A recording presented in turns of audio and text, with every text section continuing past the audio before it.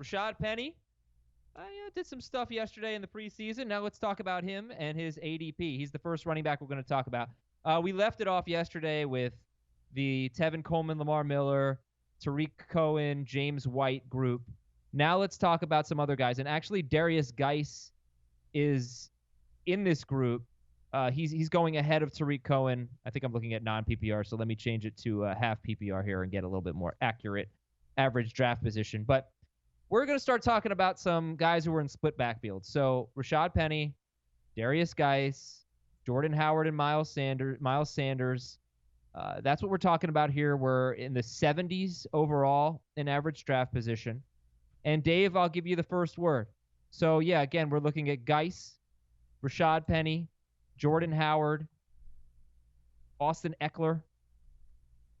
What do you think?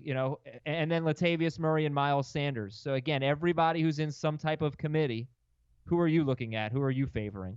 In PPR, the one I'm looking at the most right now is Ekeler, because I know he fumbled at the goal line against Arizona in the first preseason game. He looked fine otherwise. Really good burst, good vision, good hands out of the backfield, clear involvement, played with the starting unit on both of their drives quite a bit. And I think he could be I think he could have a monster year if Melvin Gordon sits out until he absolutely positively has to report, if he even reports at that date. So he's worth the risk of a round 6 pick at this point. And even if Melvin Gordon says, you know what, that contract that the Chargers were offering, it's fair, I'll take it. You know that Austin Ekeler is still going to get 9-10 touches per game. A lot of them will be in the passing game. He could be a good flex for you, certainly a great bye-week replacement at running back. So I don't think we would take him in round 6 if Melvin Gordon was there, but he still retains some value, which keeps the risk minimized when you take him in round 6. Right behind him is Rashaad Penny, because he's going to be in a tandem. We know he's going to play a lot each week. I think that both Seahawks running backs are going to be involved in the passing game a decent amount each week, maybe 2-3 catches each. I think that Rashaad Penny has great value if something happens to Carson, and also has decent standalone value as a bye-week replacement running back from game to game. And then I'll ask you, Ben, about the Eagles running backs and the Redskins running backs, and when you're willing to take them and who you want to take. Yeah, I mean, if it's Washington, it would be Darius Geis, but the short answer for those guys is that I'm kind of fading their entire backfield. If I'm taking anyone, it might be Chris Thompson really late in the PPR league.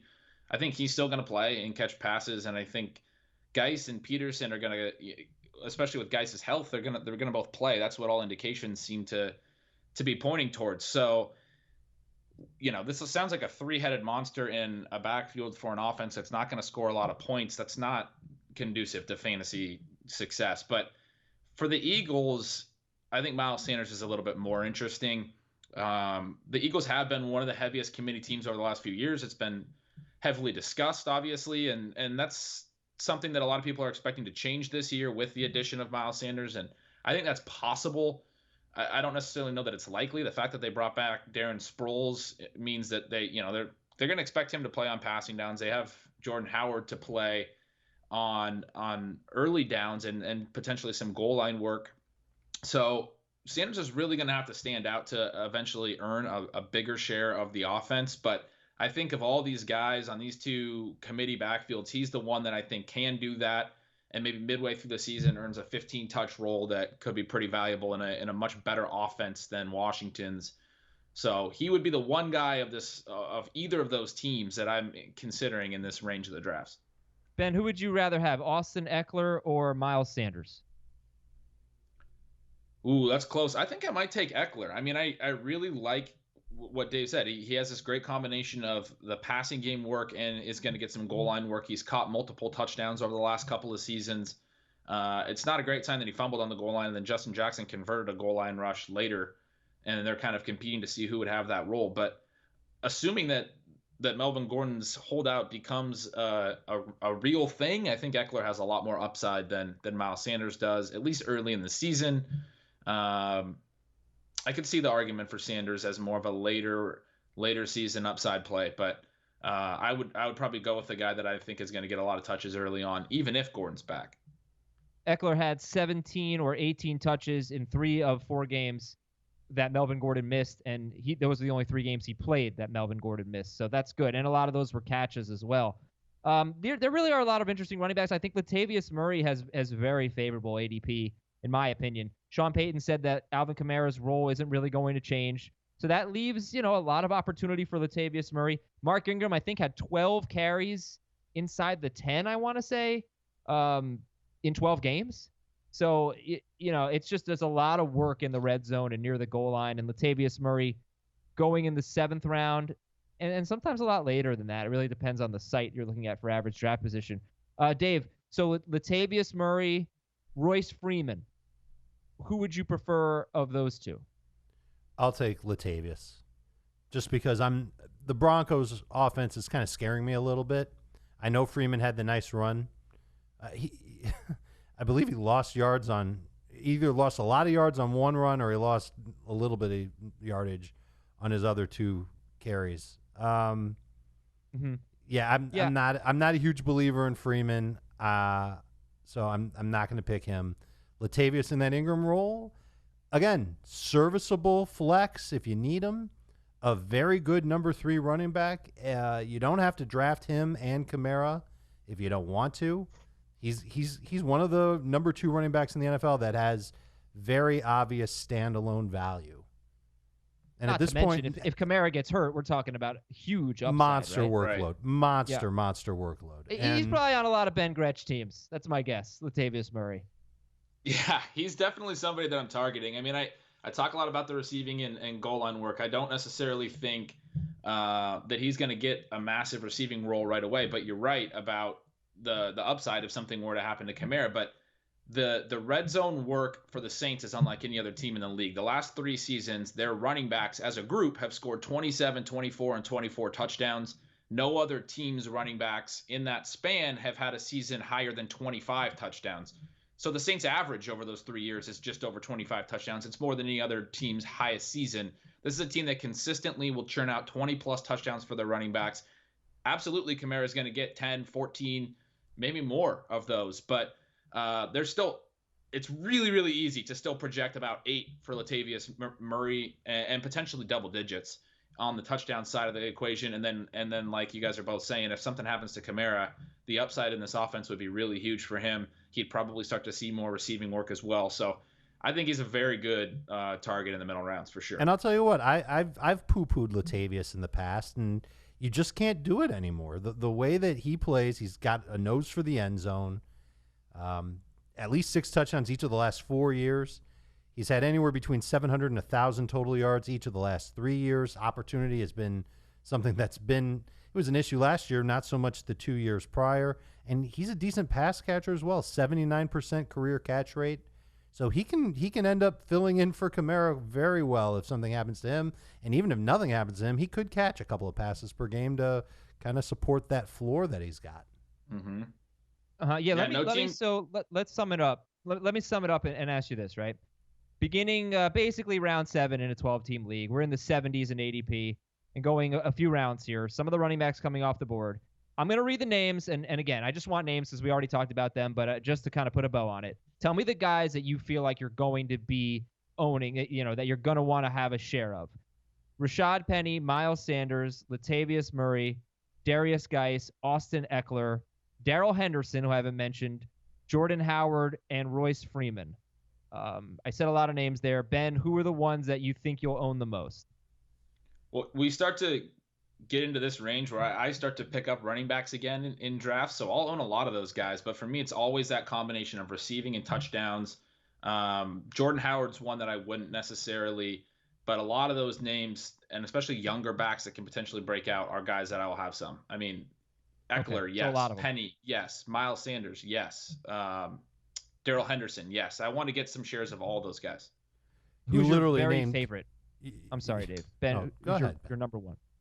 I have Henderson and Penny ranked the highest of that group. And then Ronald Jones and Sanders come in a little bit lower for me, and Latavius Murray right behind them.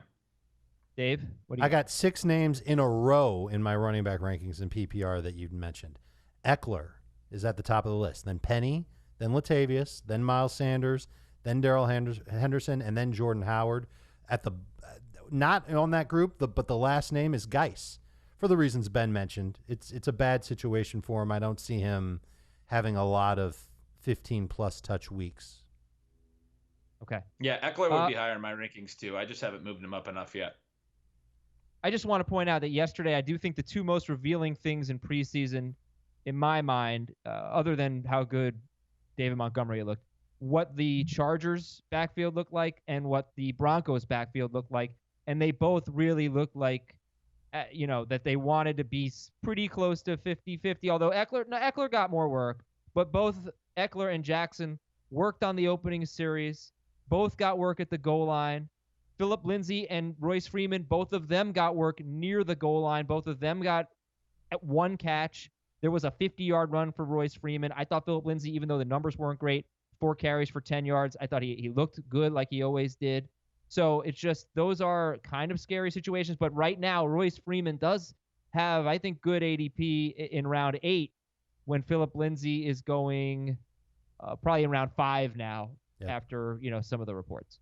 But there's a really important note on that, and that's just the overall offensive potential. So for the Chargers, Phillip Rivers has thrown, I think it's 7 running touchdowns to running backs in each of the last 2 years. He uses them in the red zone through the passing game. We saw it with Danny Woodhead back in the day, and it's a better offense overall. For the Broncos, they're also going to mix in Theo Riddick. It's not that great of an offense. So the committee for Denver is a lot more scary to me than the committee for the Chargers. And again, we're talking about the Saints. That's the type of offense that you can have a committee and still have an elite running back in it. So when I'm a little bit more concerned about the committee with certain teams than others, and that's what you really got to consider when it comes to the committees. Okay, guys. Let's go to the next group of running backs here. Ronald Jones, Kareem Hunt. Real quick, Dave, draft Kareem Hunt or no? He's going so early, 8th round. Jeez. That's terrible. I hate spending that type of draft capital on somebody who I'm not going to be able to use for the first more than half of the fantasy season and the first half of the NFL season. He's not going to be there. I can bring myself to draft him in round 11 or so when I draft Nick Chubb. Otherwise, I'm pretty much never drafting Kareem Hunt. Okay. So after Kareem Hunt, we're looking at Ronald Jones, Damian Harris, Adrian Peterson, Jalen Samuels, LaShawn McCoy, and Peyton Barber. Ronald Jones, both Bucs guys, Damian Harris, Adrian Peterson, Jalen Samuels, and LaShawn McCoy. Dave, your thoughts? Oh, there's a lot of names in there that I'm not excited about at all. It's not a great group. I'm not excited at all about LaShawn McCoy. I expect Devin Singletary to be that guy. Devin Singletary didn't show a lot in the first preseason game, but he was evading tacklers and doing some of the things that he did. I liked him. Yeah, his college film is just unbelievable. Somebody who's in this range who I've moved up, obviously, in the last day is Carlos Hyde, just because of the apparent committee coming to Kansas City, and he seems to be best suited for early downs work there. So you can't ignore that anymore. He's not the same guy that he used to be, but another running back who, if you're going 0 RB, can get you off to a decent start theoretically. Absolutely. Mm-hmm. And Jamie talked about Jalen Samuels as a sleeper. Dave has talked about how he likes Damian Harris. We're going to keep an eye on the Bucs backfield, but Ben is certainly rooting for Peyton Barber. And by the way, we're past pick 100 at this point. No, I'm sorry. Stop rooting for Ronald Jones. Sorry, he's rooting for Ronald Jones. I thought that was intentional. No, that was total slip up there. All right. I'll root for Barber. I'll root for Ronald Jones. Ben, to wrap it up, and I'm sorry, I just don't think we can go too much farther here. We're already 50 running backs in. Kalen Balazs, Jerick McKinnon, or let's say Matt Breida, Devin Singletary, Justin Jackson. He's going probably too late at 128th overall on Fantasy Football Calculator. Yeah, he's a top 100 pick. Duke Johnson's ADP is obviously going to rise. Ito Smith, I'm not sure it's not Hill who's going to be the backup to Freeman. I don't know. I know. Ito looks terrible. And he didn't really do much last year either. Yeah. Ben, who are some late round picks that you want to speculate on? Yeah, I mean, Breida's a big one. I think McKinnon, he just had another setback. We expect him to not really actually play now throughout the preseason, it sounds like, or at least for the next couple of weeks, he's going to be out. So Breida, I think, should be jumping up draft boards. He was their leading rusher and leading running back in almost every category, including the receiving side last year. Obviously, Tevin Coleman's there, but I'm expecting a Coleman-Breida duo for the most part going into the season. Duke Johnson is definitely a name that I would target that you just mentioned. Jalen Samuels, again, pass catching profile in a good offense. If opportunity opens up, if an injury happens, which we're all hoping doesn't happen to anybody, but it does happen sometimes at the running back position. If that opens up and he gets more rushing work, he would have extreme upside in Pittsburgh. So that's kind of the profile of the player I'm looking at. You can pretty much guess my other targets on that list based on that. Who has a receiving profile in their background? Who's on a good offense and can get touchdown work? Yeah, and Jamal Williams and Dexter Williams for the Packers probably need a look as well. Dexter Williams had 14 carries for 62 yards with Jamal Williams and Aaron Jones hurt. So keep an eye on them. Raquel Armstead might be the handcuff to – we'll talk about handcuffs in a little bit – to Leonard Fournette. And Alfred Morris is going 61st overall at running back, 161st overall, and he might get some work if Ezekiel Elliott holds out.